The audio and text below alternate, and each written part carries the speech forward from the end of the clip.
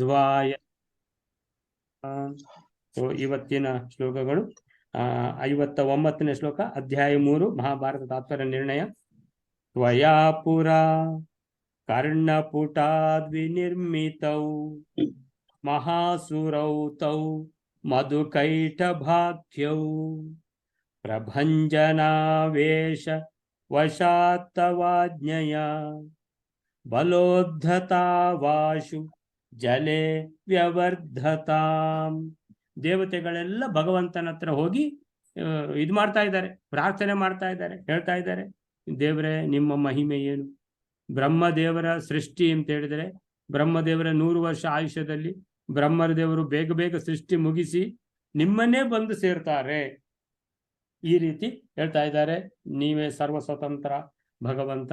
ನಿಮ್ಮ ಯಾವುದು ಒಂದು ಪ್ರೇರಣೆ ಇಲ್ಲದೆ ತೃಣಮಪಿ ನ ಚಲತಿ, ಯಾವುದು ಅಂದಾಡುವುದಿಲ್ಲ, ಪ್ರತಿಯೊಂದಕ್ಕೂ ನೀವು ಬೇಕೇ ಬೇಕು ಅಂತ ಹೇಳ್ತಾ ಇದ್ದಾರೆ.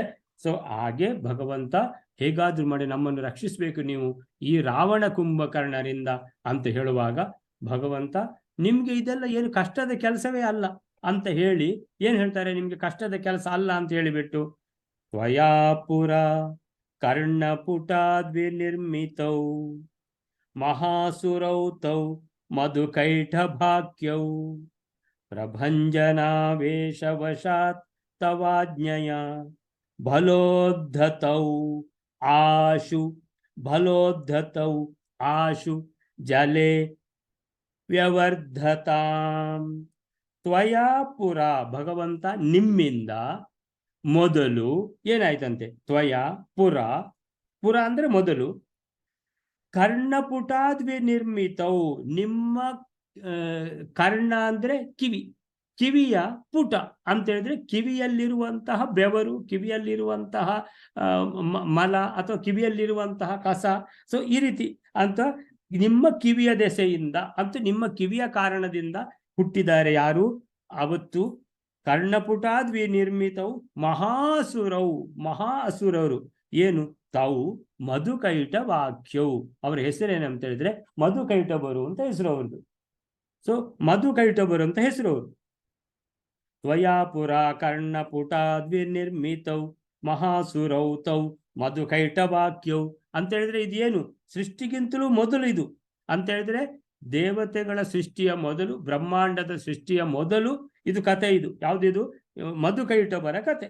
ಸೊ ಪ್ರಭಂಜನಾವೇಶ ವಶಾತ್ ತವಾಜ್ಞಯ ಅಂತ ಹೇಳಿದ್ರೆ ಇದು ಮಧುಕೈಟಭರ ಕತೆ ನಾವು ಸಹ ಕೇಳಿದ್ದೇವೆ. ದೇವಿ ಮಹಾತ್ಮೆಯಲ್ಲಿ 3 ಭಾಗ ಇದೆ ಅಂತ ಹೇಳಿದ್ರೆ, ದೇವಿ ಮಹಾತ್ಮೆಯ ಆದಿಭಾಗ, ಮಧ್ಯಭಾಗ, ಅಂತ್ಯಭಾಗ, ಮಧ್ಯಭಾಗ, ಅಂತ್ಯಭಾಗ.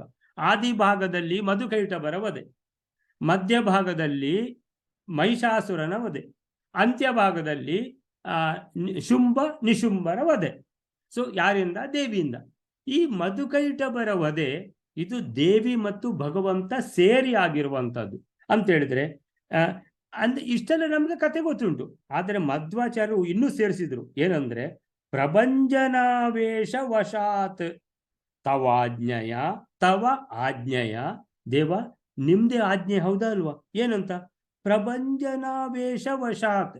ಪ್ರಭಂಜನಾವೇಶ ವಶಾತ್ ಅಂತ ಹೇಳಿದ್ರೆ ವಾಯುದೇವರ ಆವೇಶದಿಂದ, ಪ್ರಭಂಜನಾವೇಶ ವಶಾತ್ ತವ ಆಜ್ಞೆಯ ಅಂತ ಹೇಳಿದ್ರೆ ಆ ಮಧುಕೈಟಭರು ಅಂತ ಹೇಳಿದ್ರೆ ಇದು ಬ್ರಹ್ಮಾಂಡದ ಸೃಷ್ಟಿಗಿಂತ ಮೊದಲು ಅವರೇ ಮಹಾಪರಾಕ್ರಮಿಗಳು. ಯಾಕಂತ ಹೇಳಿದ್ರೆ ಭಗವಂತನ ದೆಸೆಯಿಂದ ಹುಟ್ಟಿದವರು ಅವರು.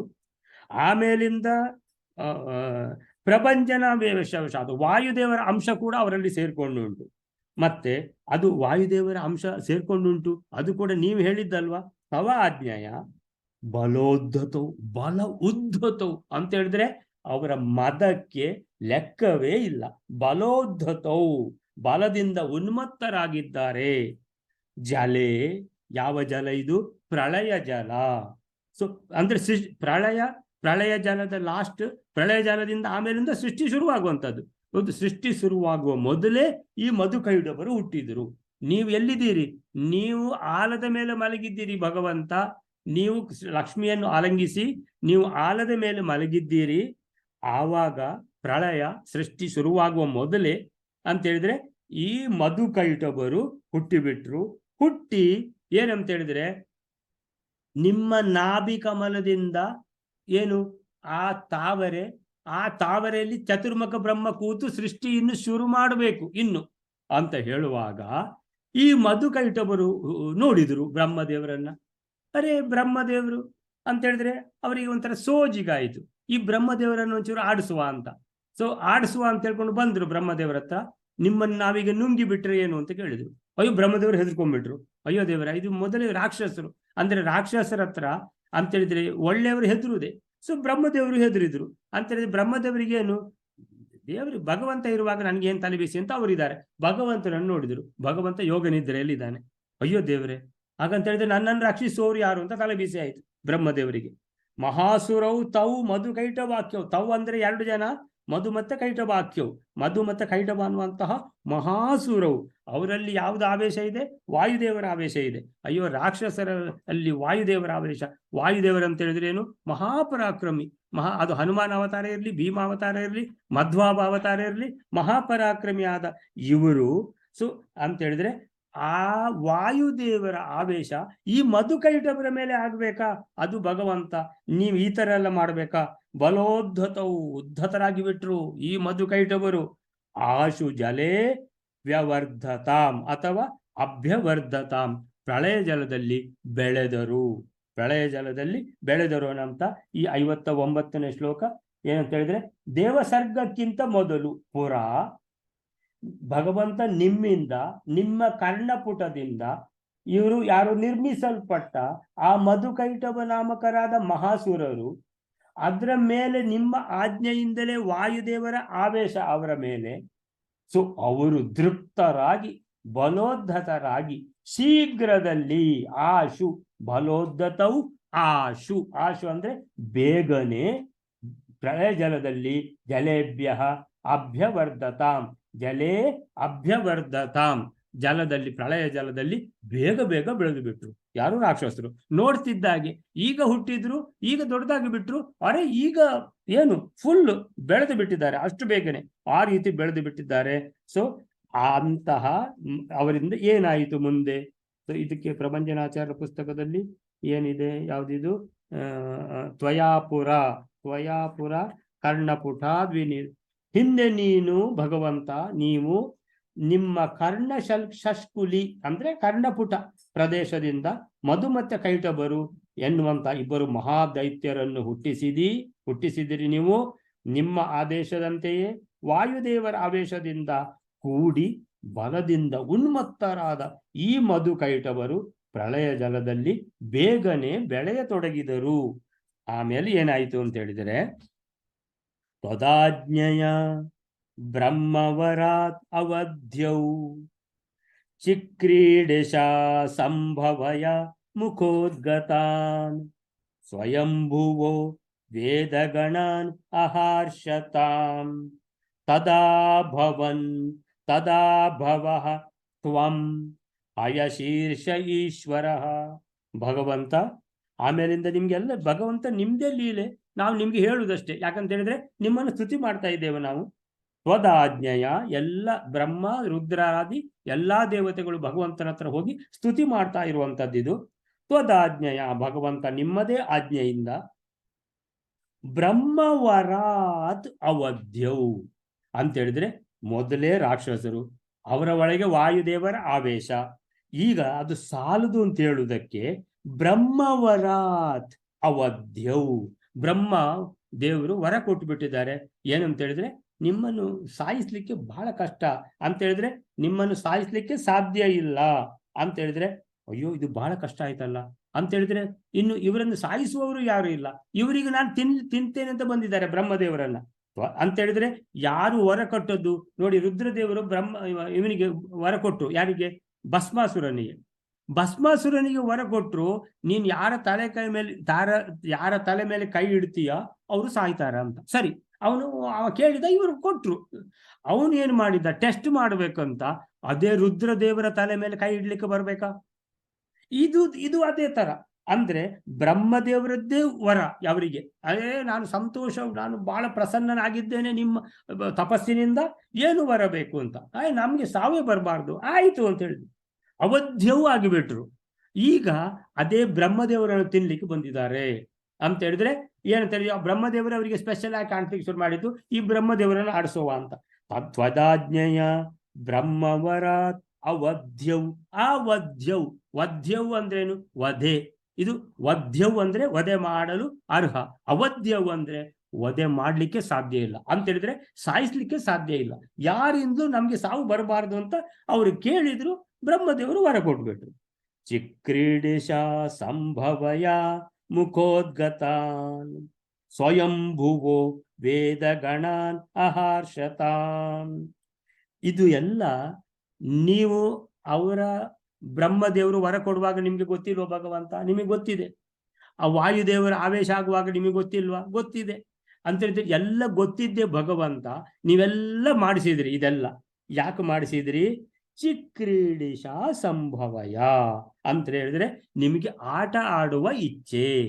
ನಿಮ್ಮ ಆಟದಲ್ಲಿ ನಮ್ಗೆ ಗಂಡಾಂತರ ಆಗ್ತದಲ್ಲ ಭಗವಂತ ಅಂತ ಈ ದೇವತೆಗಳು ಹೇಳ್ತಾ ಇದ್ದಾರೆ. ಚಿಕ್ರೀಡಿಶ ಸಂಭವಯ. ಚಿ ಕ್ರೀಡಿಶ ಅಂತ ಇದೆ ನೋಡಿ. ಕ್ರೀಡಿಶ ಕ್ರೀಡೆ.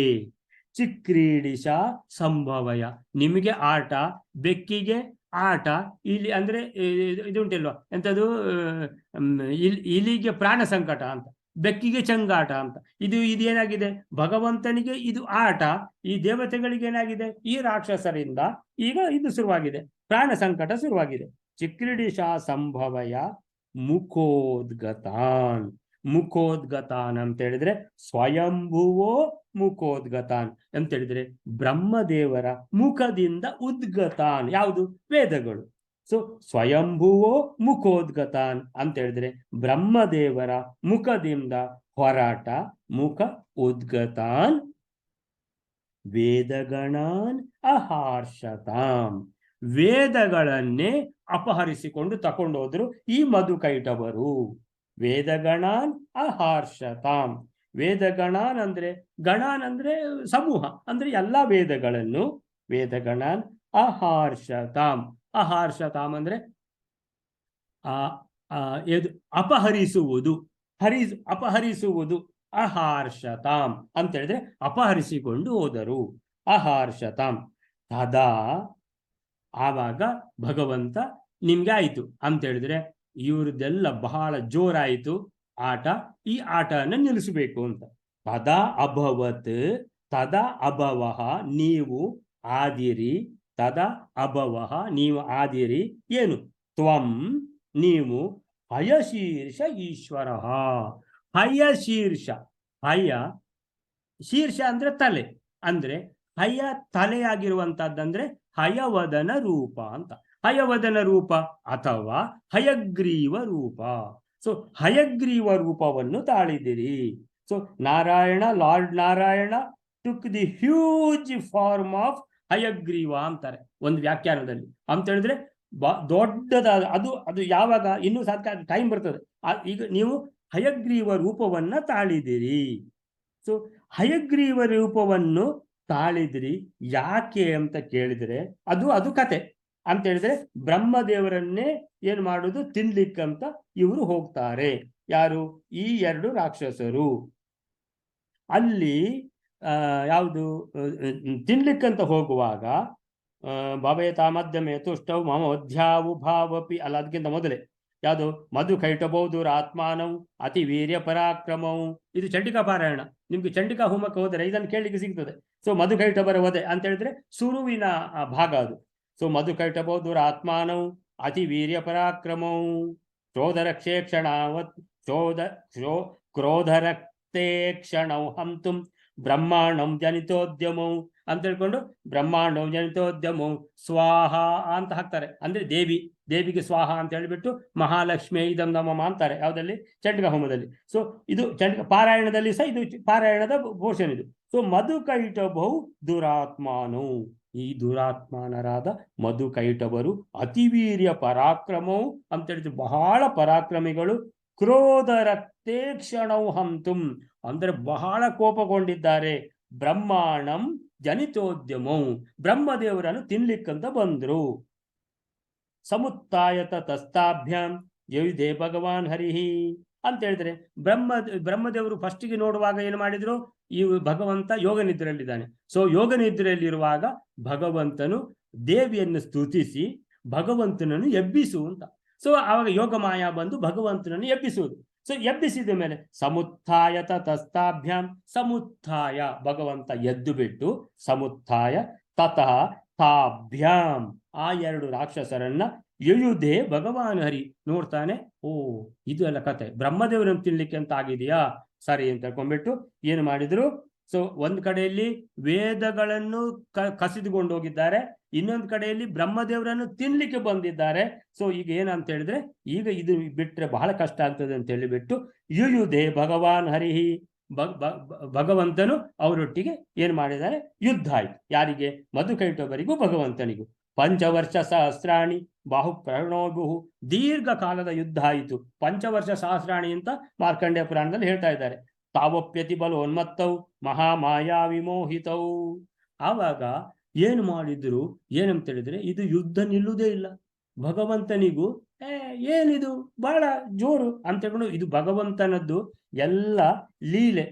ಅದಕ್ಕೆ ಏನ್ ಹೇಳಿದ್ದಾರೆ ಆಚಾರ್ಯರು, ಮಧ್ವಾಚಾರ್ಯರು, ಚಿಕ್ರೀಡಿಶಾ ಸಂಭವಯ, ಭಗವಂತ ನಿಮಗೆ ಆಟ ಇದೆ ಅಲ್ಲ ಅಂತ. ಸೊ ಭಗವಂತನದ್ದು ಆಟ. ಸೊ ಆ ಆಟದಲ್ಲಿ ಏನು ಯುದ್ಧ ಆಗ್ತಾ ಇದೆ. ಏನಂತ ಹೇಳಿದ್ರೆ, ಈ ಭಗವಂತನು ಸೋಲುವುದಿಲ್ಲ, ಈ ರಾಕ್ಷಸರು ಸೋಲುವುದಿಲ್ಲ ಅಂತ ಹೇಳಿದ್ರೆ ನೋಡುವವರಿಗೆ ಆಗ್ತದೆ, ಹಾಗಾದ್ರೆ ರಾಕ್ಷಸರನ್ನು ಸೋಲಿಸ್ಲಿಕ್ಕೆ ಭಗವಂತನಿಗೆ ಆಗ್ತಾ ಇಲ್ಲ ಅಂತ ಹೇಳಿದ್ರೆ, ಭಗವಂತನು ಸೋಲುವುದಿಲ್ಲ, ರಾಕ್ಷಸರು ಸೋಲುವುದಿಲ್ಲ ಅಂತ ಹೇಳಿದ್ರೆ ಅದರ ಅರ್ಥ ನೋಡುವವರು ಬೇರೆ ರೀತಿಯಲ್ಲಿ ತಿಳ್ಕೊಳ್ತಾರೆ. ಅರೆ ಭಗವಂತನಿಗೆ ಈ ರಾಕ್ಷಸರನ್ನು ಸೋಲಿಸ್ಲಿಕ್ಕೆ ಆಗ್ತಾ ಇಲ್ಲ ಅಂತ. ಆದರೆ ಭಗವಂತನದ್ದಿದು ಆಟ. ಸೊ ಈ ಆಟದಲ್ಲಿ ಏನಂತ ಹೇಳಿದ್ರೆ, ಆ ರಾಕ್ಷಸರು ತಿಳ್ಕೊಬೇಕಲ್ಲ, ನಾವೇ ದೊಡ್ಡದಾಗಿ ಬಿಟ್ಟಿವಿ, ಭಗವಂತನಿಂದ ಏನೂ ಆಗ್ತಾ ಇಲ್ಲ ಅಂತ. ಸೊ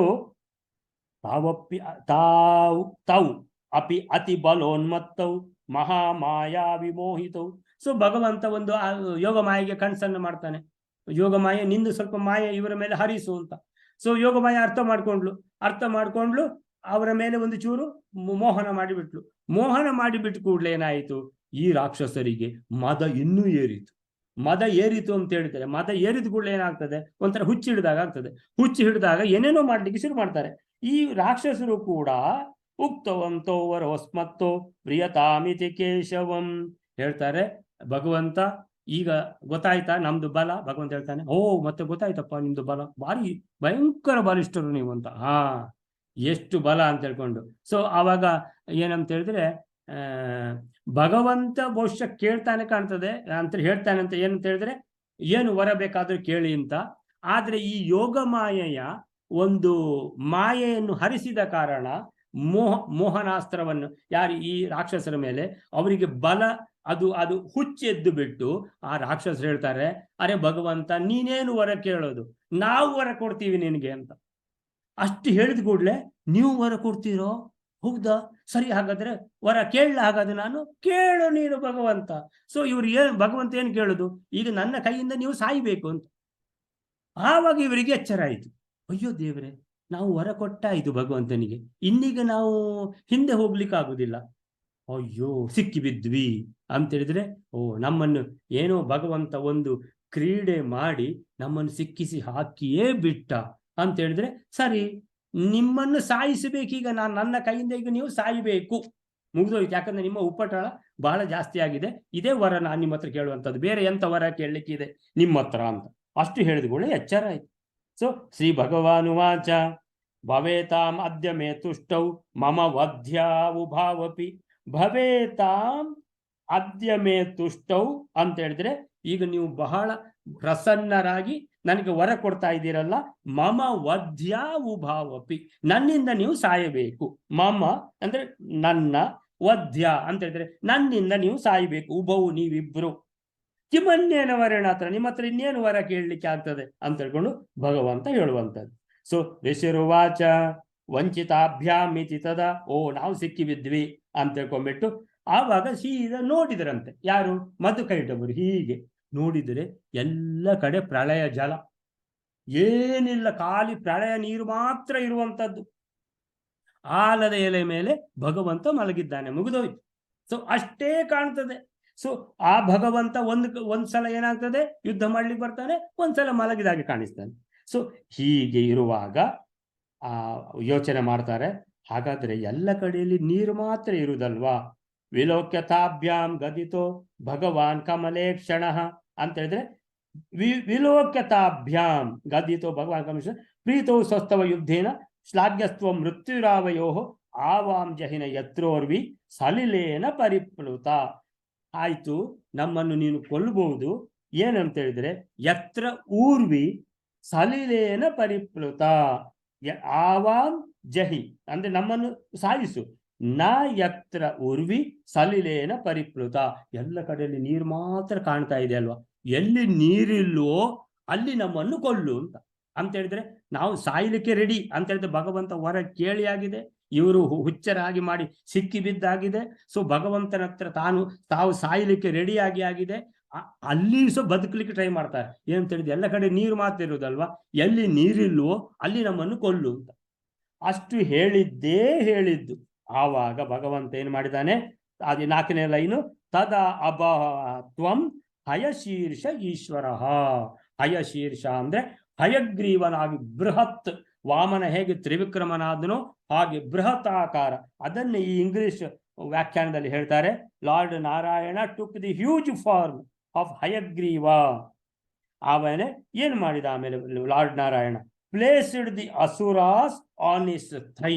ಮಧುಕೈಟಭರನ್ನ ಹೀಗೆ ಹಿಡಿದು ಅವರನ್ನ ತನ್ನ ತೊಡೆ ಮೇಲೆ ಮಲಗಿಸಿಕೊಂಡದ್ದು ದೊಡ್ಡ ಬೃಹದಾಕಾರದ ಪರಮಾತ್ಮ. ಸೊ ಬೃಹದಾಕಾರದ ಪರಮಾತ್ಮ ಹಯಗ್ರೀವ ಅಂತ ಹೇಳಿದ್ರೆ ಹಯಶೀರ್ಷ ಅಂತ ಹೇಳಿದ್ರೆ ತಲೆ ಕುದುರೆ, ಬಾಕಿದ್ದೆಲ್ಲ ಮನುಷ್ಯ. ಸೊ ಈ ರೀತಿ ಇರುವಂತಹ ಇದು ಯಾವುದು ದೊಡ್ಡ ಬೃಹದಾಕಾರದ ಈ ಪರಮಾತ್ಮನು ಆ 2 ಅಸುರರನ್ನ ಮಧುಕೈಟಭರನ್ನ ತನ್ನ ತೊಡೆಯ ಮೇಲೆ ಮಲಗಿಸಿ, placed the asuras on his thigh, slapped them hard ಅಂತ ಹೇಳಿದ್ರೆ ಸರಿಯಾಗಿ ಹೊಡೆತ ಕೊಟ್ಟು ಏನು ಮಾಡಿದ್ರು, crushed them in one blow. Crush ಅಂತ ಹೇಳಿದ್ರೆ ಏನು, ಮುದ್ದೆ ಮಾಡಿಬಿಟ್ರು ಭಗವಂತ. ಹೀಗೆ ಏನಂತ ಹೇಳಿದ್ರೆ ಇಬ್ಬರನ್ನು ಏನಂತ ಹೇಳಿದ್ರೆ ಮಾಂಸದ ಮುದ್ದೆಯನ್ನಾಗಿ ಮಾಡಿಬಿಟ್ರು ಭಗವಂತ. ಸೊ ಅದನ್ನು ಹೇಳ್ತಾರೆ ಮುಂದಿನ ಶ್ಲೋಕದಲ್ಲಿ, ಆಹತ್ಯ ವೇದಾನ್ ಅಖಿಲಾನ್ ಪ್ರದಾಯ ಸ್ವಯಂಭುವೇ ತೌಚ ಜಘಂತ ದಸ್ಯು ನಿಷ್ಪೀಡ್ಯತಾವೂರು ತಲೆ ಕರಾಭ್ಯಾಂ ತನ್ಮೇಧಸ ಏವ ಆಶು ಚಕರ್ತ ಮೇದಿನೀಂ ಆಹೃತ್ಯ ವೇದಾನ್ ಅಂತ ಹೇಳಿದ್ರೆ ಅವರನ್ನು ಕ್ರಶ್ ಮಾಡುವ ಮೊದಲು ಅವರ ಕೈಲಿದ್ದ ವೇದವನ್ನು ಕಸಿದು ತೆಗೆದುಕೊಂಡಿದ್ದೀರಿ ನೀವು ಭಗವಂತ. ಆಹೃತ್ಯ ಅಂದ್ರೆ ಅಪಹರತಿ. ಸೊ ಆಹೃತ್ಯ ಅಂದ್ರೆ ಕಸಿದುಕೊಂಡು, ವೇದಾನ್ ಅಖಿಲಾನ್. ಸೊ ವೇದ ಕದ್ಕೊಂಡು ಹೋಗಿದ್ದಾರಲ್ಲ ಮಧುಕೈಟಭರು, ಅವರಿಂದ ಆ ವೇದಗಳನ್ನು ಕಸಿದುಕೊಂಡಿದ್ದೀರಿ ನೀವು. ಆಮೇಲಿಂದ ಪ್ರದಾಯ ಸ್ವಯಂಭುವೆ, ಅದನ್ನು ಚತುರ್ಮುಖ ಬ್ರಹ್ಮರಿಗೆ ವಾಪಸ್ ಕೊಟ್ಟಿದ್ದೀರಿ. ಆಮೇಲಿಂದ ತೌ ಆ 2 ರಾಕ್ಷಸರನ್ನ ಜಗಂತ ಕೊಂದು ಹಾಕಿದಿರಿ. ದಸ್ಯು ಅಂದ್ರೆ ಕಳ್ಳರವರು. ಅವ್ರು ಕಳ್ಳರು ಅಂತ ಹೇಳಿದ್ರೆ ಏನು, ಆ ವೇದವನ್ನು ಕದ್ಕೊಂಡು ಹೋಗಿದಾರಲ್ಲ, ಅದಕ್ಕೋಸ್ಕರ ದಸ್ಯು ಅಂತ ಹೇಳ್ತಾರೆ. ದಸ್ಯುರವರು ಆ ದಸ್ಯುಗಳನ್ನ ಅಂತ ದುಷ್ಟ ರಾಕ್ಷಸರನ್ನ ಜಗಂತ ನೀವು ಕೊಂದು ಹಾಕಿದಿರಿ. ನಿಷ್ಪೀಡ್ಯತೌ ಅಂತ ಹೇಳಿದ್ರೆ ನಿಷ್ಪೀಡ್ಯ, ಮಧ್ವಾಚಾರ್ಯರು ಹೇಳ್ತಾ ಇದ್ದಾರೆ, ನಿಷ್ಪೀಡ್ಯ ಅಂದ್ರೆ ಅವರನ್ನು ಹೊಡೆದು ಬಡೆದು ಪೀಡಿಸಿ ಅವರನ್ನು ಮುದ್ದೆ ಮಾಡಿ ಕ್ರಶ್ ಮಾಡಿ ಏನ್ ಮಾಡಿದ್ರಿ, ನಿಷ್ಪೀಡ್ಯ ಜಗಂತ, ಆಮೇಲಿಂದ ಸಾಯಿಸಿದಿರಿ. ತೌ ಊರುತಲೆ, ಆ ತೌ ಅಂದ್ರೆ ಮಧುಕೈಟಭರನ್ನ ಇಬ್ಬರನ್ನ, ಊರುತಲೆ ಅಂದ್ರೆ ಊರು ಅಂದ್ರೆ ತೊಡೆಯ ಮೇಲೆ, ಊರು ತಲೆ ತೊಡೆಯ ಮೇಲೆ ಮಲಗಿಸಿಕೊಂಡು, ಅಂದ್ರೆ ಆ ಹಯಗ್ರೀವ ರೂಪದಲ್ಲಿ ಬೃಹದಾಕಾರದ ರೂಪದಲ್ಲಿ ತೊಡೆ ಮೇಲೆ ಮಲಗಿಸಿಕೊಂಡ್ರಿ. ಯಾಕೆ ತೊಡೆ ಮೇಲೆ ಮಲಗಿಸಿಕೊಂಡ್ರಿ ಭಗವಂತ ಅಂತ ಹೇಳಿದ್ರೆ, ಭಗವಂತನ ತೊಡೆಯ ಮೇಲೆ, ಆ ತೊಡೆ ಅನ್ನುವಂಥದ್ದು ಎಷ್ಟು ದೊಡ್ಡದಾಗಿದೆ, ಯಾಕಂದ್ರೆ ಬೃಹದಾಕಾರ ಅಂತ ಹೇಳಿದ್ರೆ ಆ ತೊಡೆ ದೊಡ್ಡ ಬಂಡೆ ತರ ಕಾಣಿಸ್ತಾ ಇದೆ. ತೊಡೆ ಭಗವಂತನ ಒಂದು ತೊಡೆ ಬಂಡೆ ತರ ಕಾಣಿಸ್ತಾ ಇದೆ. ಅದು ಬಂಡೆ ಅಂದ್ರೆ ಅಲ್ಲಿ ನೀರೆಲ್ಲಿದೆ, ಎಲ್ಲಿ ನೀರಿಲ್ವೋ ಅಲ್ಲಿ ಕೊಂದು ಹಾಕು ಅಂತ ಹೇಳಿದಲ್ವಾ ಅಂತ ಹೇಳಿದ್ರೆ ಬೃಹದಾಕಾರ ತಾಳಿ, ಆ ಬೃಹದಾಕಾರದಲ್ಲಿ ತೊಡೆಯೇ ಒಂದು ದೊಡ್ಡ ಬಂಡೆಯಾಗಿ ಕಾಣ್ತಾ ಇದೆ. ಆ ತೊಡೆಯ ಮೇಲೆ ಮಲಗಿಸಿಕೊಂಡು ಈ ಎರಡು ರಾಕ್ಷಸರನ್ನ ಭಗವಂತ ಅವರನ್ನು ಹೊಡೆದು ಗುದ್ದಿ ಪುಡಿ ಪುಡಿ ಮಾಡಿ ಅವರನ್ನ ಏನ್ ಮಾಡಿ ಮುದ್ದೆ ಮಾಡಿ ಅವರನ್ನು ಊರುತಲೆ ಅಂದ್ರೆ ತೊಡೆಯ ಮೇಲೆ, ಕರಾಭ್ಯಾಮ್ ಅಂತ ಹೇಳಿದ್ರೆ ಎರಡೂ ಕೈಗಳಿಂದ ಭಗವಂತ ನೀವು ಎರಡೂ ಕೈಗಳಿಂದ, ಕೈಗಳು ಒಂದು ದೊಡ್ಡ ದೊಡ್ಡ ಕಂಬದಾಗಿ ಇರಬಹುದು, ಆ ತೊಡೆ ಅನ್ನುವಂಥದ್ದು ದೊಡ್ಡ ಬಂಡೆಯಾಗಿ ಆಗಿರ್ಬೋದು. ಸೊ ಅದರ ಮೇಲೆ ಎರಡು ಕೈಗಳಿಂದ ಅವರನ್ನು ಏನು ಮಾಡಿದ್ರಿ, ನಿಷ್ಪೀಡ್ಯ ಅವರನ್ನು ಪೀಡಿಸಿ ಹೊಡೆದು ಬಡೆದು ಮುದ್ದೆ ಮಾಡಿ ಅವರನ್ನು ಸಾಯಿಸಿ ಬಿಟ್ರಿ. ಆಮೇಲಿಂದ ನೀವು ಏನು ಮಾಡಿದ್ರಿ, ತನ್ಮೇಧಸ ಅಂತ ಹೇಳಿದ್ರೆ ನಿಮ್ಮ ಕೈಗೆ ಅವರ ರಕ್ತ ಮಾಂಸ ಎಲ್ಲ ಹಿಡಿತು. ಆ ಮೇಧಸ, ಆ ರಕ್ತ ಮಾಂಸ ಅಂದ್ರೆ ಆ ರಕ್ತ ಮಾಂಸಕ್ಕೆ ಆ ಎರಡೂ ರಾಕ್ಷಸರ ರಕ್ತ ಮಾಂಸ ನಿಮ್ಮ ಕೈಯಲ್ಲಿ ಇದೆ. ಆ ಕೈಯನ್ನು ನೀವೇನು ಮಾಡಿದಿರಿ, ಒರೆಸಿದಿರಿ. ಎಲ್ಲಿಗೆ, ಆ ನೀರಿಗೆ, ಪ್ರಳಯ ನೀರಿಗೆ ಒರೆಸಿದ ಕೂಡಲೇ ಏನಾಯ್ತು, ಅದು ಭೂಮಿಯಾಗಿ ಬಿಡ್ತು. ತನ್ಮೇಧಸ ಅಂತ ಹೇಳಿದ್ರೆ ಆ ರಾಕ್ಷಸರ ರಕ್ತ ಮಾಂಸ, ಅದಕ್ಕೆ ಏನ್ ಹೇಳ್ತಾರೆ ಸಂಸ್ಕೃತದಲ್ಲಿ, ಮೇಧಸ. ಮೇಧಸ ಏವ, ಆ ಮೇಧಸದಿಂದಲೇ ಆಶು ಕೂಡಲೇ ಚಕರ್ತ ಮೇದಿನಿ, ಭೂಮಿಯನ್ನು ಸೃಷ್ಟಿ ಮಾಡಿದಿರಿ. ಅಂದ್ರೆ ಭೂಮಿಗೆ ಏನ್ ಹೆಸರು, ಮೇದಿನಿ. ಮೇದಿನಿ ಅಂತ ಹೆಸರು ಯಾಕೆ ಬಂತು ಅಂದ್ರೆ ಮೇಧಸಾದಿಂದ ಹುಟ್ಟಿದ ಈ ಭೂಮಿ. ಅಂದ್ರೆ ಭೂಮಿ ಹೇಗೆ ಹುಟ್ಟಿತು, ಪ್ರಳಯ ಜಲ ಮಾತ್ರ ಇದ್ದದಲ್ವಾ, ಆ ರಕ್ತ ಮಾಂಸವನ್ನ ಭಗವಂತ ತನ್ನ ಕೈಯಲ್ಲಿದ್ದ ರಕ್ತ ಮಾಂಸವನ್ನ ಹೀಗೆ ನೀರಿಗೆ ರಬ್ ಮಾಡಿದ ಕೂಡಲೇ ನೀರಿನ ಮೇಲೆ ಭೂಮಿ. ಅದು ಎಲ್ಲಿಂದ ಆಯ್ತು, ರಕ್ತ ಮಾಂಸದಿಂದ. ರಕ್ತ ಮಾಂಸ ಅಂದ್ರೆ ಏನು, ಮೇಧಸ. ಮೇಧಸದಿಂದ ಆದ ಭೂಮಿಗೆ ಮೇದಿನಿ ಅಂದ್ರೆ ಇದು ಯಾರ್ದು ಮೇಧಸ, ಆ ಮಧುಕೈಟಭರ ರಕ್ತ ಮಾಂಸದ ಅದು ಮೇಧಸ. ಅದನ್ನ ನೀರಿಗೆ ಒರೆಸಿದ ಕೂಡಲೇ ಭೂಮಿಯಾಗಿ ಬಿಡ್ತು, ನೀರಿನ ಮೇಲೆ ಭೂಮಿ. ಅದೇನು ಹೆಸರು ಅದಕ್ಕೀಗ, ಮೇದಿನಿ. ಮೇದಿನೀಂ ಚಕರ್ತ. ಭಗವಂತ ನಿಮ್ಮ ಲೀಲೆ ಯಾರತ್ರ ಏನು ಹೇಳುದು ಲೀಲೆ ನಿಮ್ದು ಅಂತ ಭಗವಂತನಿಗೆ ಈ ದೇವತೆಗಳು ಏನ್ ಮಾಡ್ತಾ ಇದ್ದಾರೆ, ಸ್ತುತಿ ಮಾಡ್ತಾ ಇದ್ದಾರೆ. ಅಲ್ಲಿಗೆ ಇವತ್ತಿನ ಇದನ್ನು ಮುಗಿಸೋಣ. ಶ್ರೀಕೃಷ್ಣ ಅರ್ಪಣ ಮಸ್ತು. ಮಧುಕೈಟಭರ ವಧೆ.